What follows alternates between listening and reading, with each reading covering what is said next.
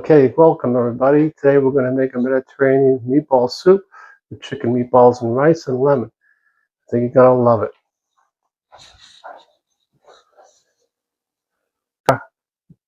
Okay, now so we're ready to make our meatball soup. So let's get started. We'll start with some fairly lean ground chicken. I decided to make a pretty big batch today, so I'm going to use 2 packages, which is about 2 pounds. So it's going to be very similar in many ways to Italian meatballs, minus some of the seasonings. So that I'm going to add to that, I'm going to add a little bit of Keifer, which I found is a great ingredient. That's probably about a 1/4 cup. A little bit more. That's about a 1/4 cup total. And we're going to add some, cover it with a little salt.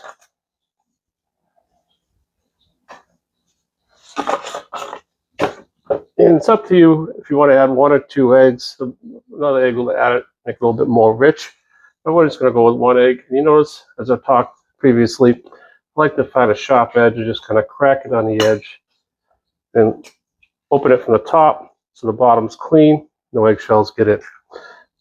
I think I mentioned in the past that some chefs recommend banging on the table, but I've found that just creates a big mess, and you do actually end up getting shells anyway. So what else are we going to add? We're going to add a 1/2 onion,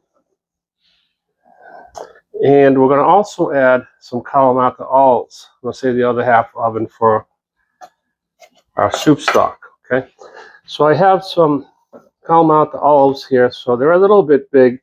So what I will do is I'll chop them up roughly just a little bit, just so they're not too big, but big enough so you get a nice taste of that sour, that acid, as I've talked about in the past, umami almost flavor that complements the other ingredients in the meatballs. So we're going to go ahead and add those olives, chopped up kalamata olives.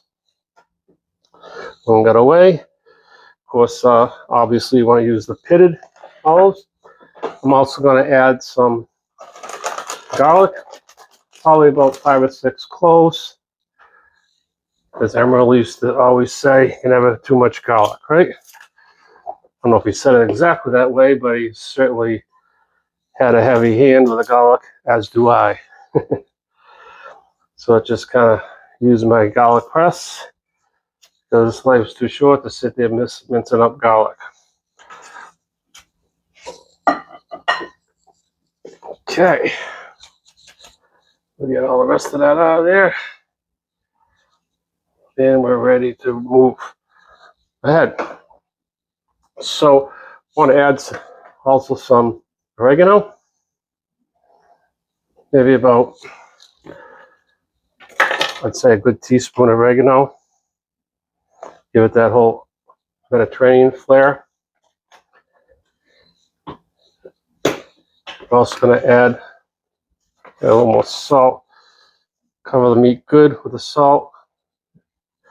I use Himalayan salt. You can use really any salt you want, but whatever works for you. A little pepper.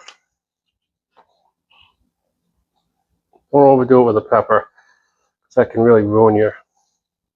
Sort of just coat the meat a little bit. We've got some breadcrumbs.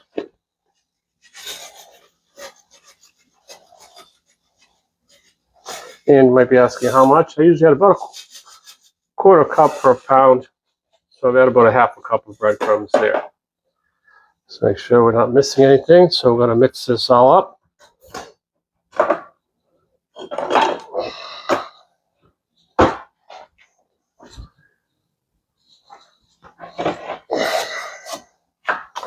I'm actually going to also add some olive oil, just to make them nice and moist, because the meat is fairly lean. So I want to give a generous portion, maybe a 1/4 cup of olive oil to the meat. Believe me, you won't regret it. It's going to make it taste really good. So I think we've pretty much got all the ingredients we need. We're just going to mix it well. And chicken is a little bit more forgiving than beef. When you're mixing hamburg, regular beef hamburg, you do run a risk if you mix it too much. You can make the meat tough. And I've actually, in some of my recipes, I've tried various things, like mixing a little bit of ground chicken, and as you'll see in one of my other recipes, or adding a little bit of baking soda to the hamburg, which will in fact affect the chemistry of the meat and help those proteins unfold and make the meat more tender. Just have to be careful with that baking soda because it can make your meat bitter if you add too much of it. Done that before. So this is looking pretty good. Now, like, this is one of the things where you have to go by eye a little bit too and say, does this pass the eye test? And it does look a little loose to me, so I am going to add a little bit more breadcrumbs. Just enough, I think.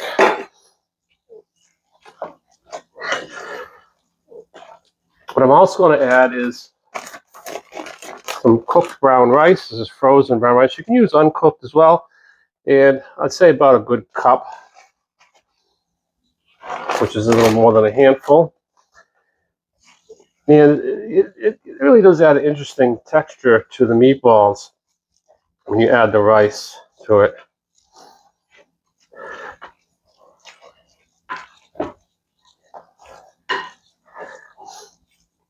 And through experience, you can kind of tell whether you've added enough. Now, ideally, what you could do is just, if you want this meat to firm up a little bit more, let it sit for about a half hour, and it'll soak up those breadcrumbs, those panko breadcrumbs. It'll also, the rice will also soak up some of the liquid in it. But you don't really have to do that. So what I'm going to do is I'm going to basically make my meatballs, put them into a pan, and cook them in the oven for about a half hour. I already have a pan ready here with some parchment paper on it. And I'm going to add a little olive oil to the parchment, just so they don't stick.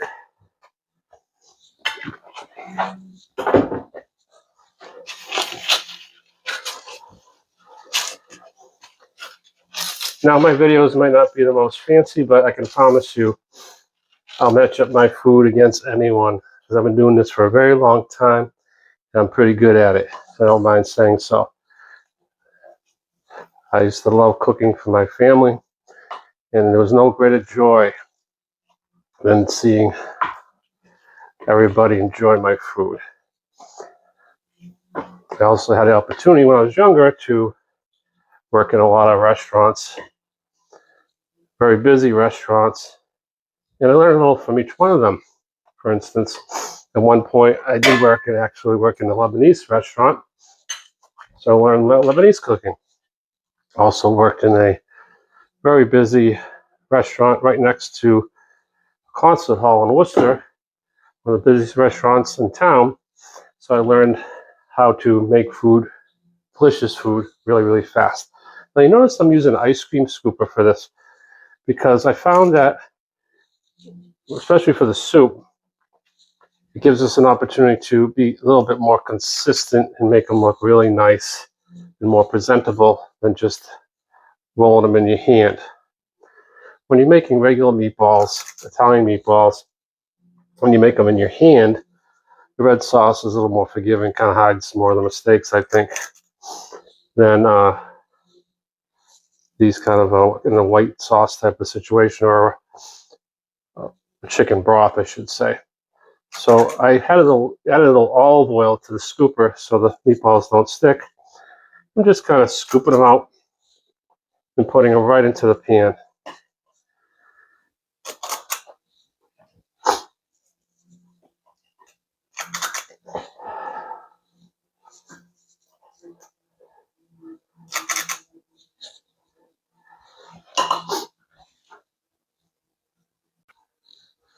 Okay, it looks like our meatballs are ready. So we're going to add them to the soup.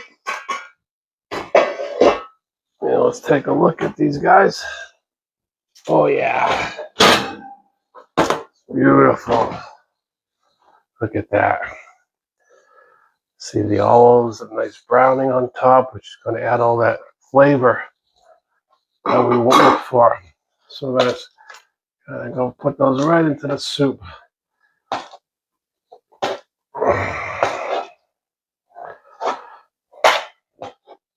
And then we're going to let these simmer for at least a half hour. I'd say the rice is already cooked. I'm also going to add the remainder of the pre-cooked brown rice, so we get a little mix of the regular long grain white rice, organic, and some of the brown rice. And I can tell you, it's going to be amazing. It's one of my favorites, probably second to chicken piccata, which I hope to show you in a future episode real soon. It's one of my kids' real favorite, chicken piccata with white rice. Sounds bland. Maybe some broccoli, fresh broccoli with that as well. Look at all these marvelous meatballs. Beautiful. Beautiful. So I'm going to set that aside. And we're going to just kind of shake the pot a little bit. Get those meatballs nice and happy. And I'm going to give you a little better look at the pot so you can see them a little closer. Let me turn up the heat just a tad. As I said, we're going to add the rest of that brown rice, organic frozen brown rice. Might have to add just a little bit more stock, a little water. But I can tell you things are coming along very nicely. See the bottom of those meatballs browned. So you don't get that if you take a look at that. See, you don't get that if you just boil the meatballs. So you miss out on a lot of flavor. So we'll come back in about a half hour to 45 minutes and maybe give them a try. Quite honestly, a good hour is probably the best bet if you want to have the meatballs nice and tender and delicious. And the whole family's going to love this. Now, you notice earlier I also added some lemon juice. It's always good to have fresh lemons on hand if you can. Kind of gotten away from that because I use lemon juice so much that it's getting a little bit price prohibitive for me. So I just use the organic jarred lemon juice, not from concentrate. Okay, so here we go. Happy cooking.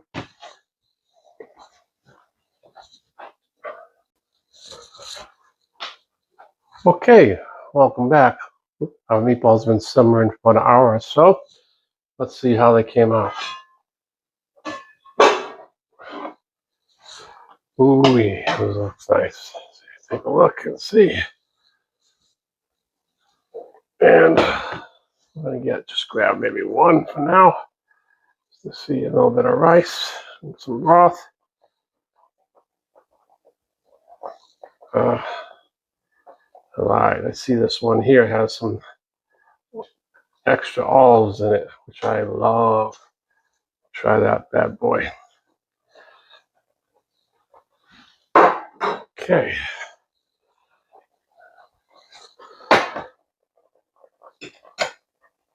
Oh, yeah. Look at that one with the olive in it. It's amazing.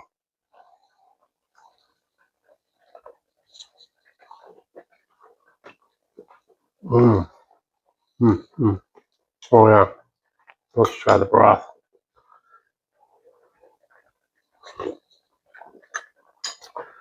You've outdone yourself, Chef.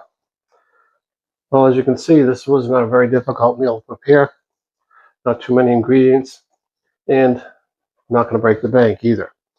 It's the kind of thing you can make a big pot of these meatballs, make a double recipe, and have it for a few days. You can even take the meatballs out and make a meatball sandwich with a little cheese on top on a sub roll or something like that. A lot of possibilities, but the flavors are just amazing. So that's all for this time. Thank you for joining me. Please click subscribe, and I would really appreciate that. And like if you like this, and I hope you get a chance to try it and make it for your family. I'm sure everybody's gonna love it.